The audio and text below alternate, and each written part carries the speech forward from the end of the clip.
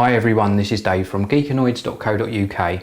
This is my review of the Verbatim Bluetooth Audio Cube. Now inside the box you obviously get the Verbatim Audio Cube itself, which is a stereo speaker. There's two driver units in it and it offers 2 watts of music power. And in the bottom we've got a little compartment where you put 4 AA batteries which power the device. Now you also get a USB cable which you can plug into the back of the device, and this allows you to power the device via USB. So if you're using it with a computer or laptop, you can actually power it via the USB port.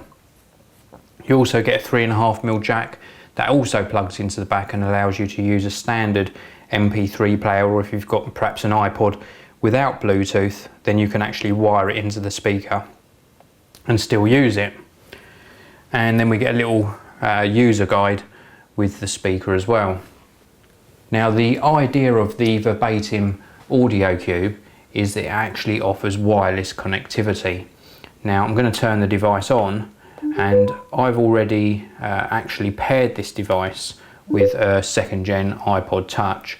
If it wasn't paired, then I can hold this power button down for about 4 or 5 seconds and it'll flash between blue and red, and then I can go into my settings on my iPod Touch and actually pair the device. And you can do this with a computer or a mobile phone. It doesn't have to be an iPod Touch.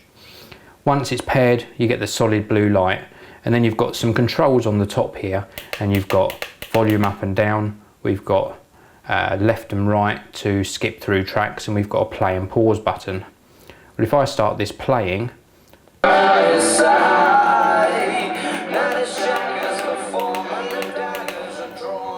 you can see that it's actually playing the music wirelessly. So I'm going to give you a demo of how loud this speaker goes.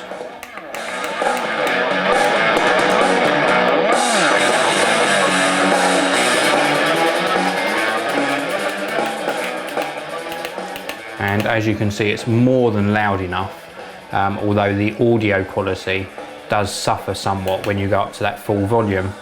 Another thing I found that's a little bit annoying, as you experience there, is when you first turn on the Audio Cube, it does actually turn on at full volume. So you have to quickly leap on that volume down button to reduce the volume to a comfortable level. Of course I can push pause and it will pause the music playing as well. And as you're seeing there, it hasn't actually paused it on the first press. So I've had to press that a 2nd time to send the signal to the iPod Touch. So there's a few little niggles in there, but certainly for a very portable speaker package and the fact you're getting the 2 speakers for stereo sound, it does perform reasonably well. There's just a few little things that need working out in the software in the device to make it a little bit more reliable over Bluetooth. Now you get 6 hours playback roughly from a set of 4 AA batteries.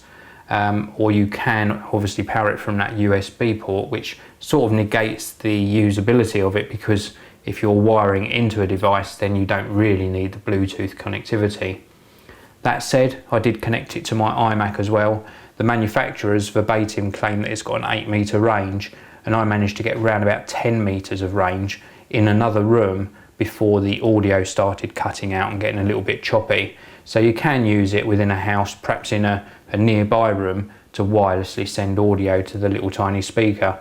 But its main design is for when you're out and about and you want to pop it on a table somewhere, perhaps you're going to a barbecue or something, and you want to play some tunes from your iPod or iPhone. It's going to cost around about £37 in the UK, which I personally think is a little bit expensive. I'd like to see something like this for around about the £25 mark, but perhaps after it's been out for a while it will reach that price point. Well, thanks very much for listening. This has been my review of the Verbatim Bluetooth Audio Cube. Come back soon and check out more reviews on Geekanoids.co.uk.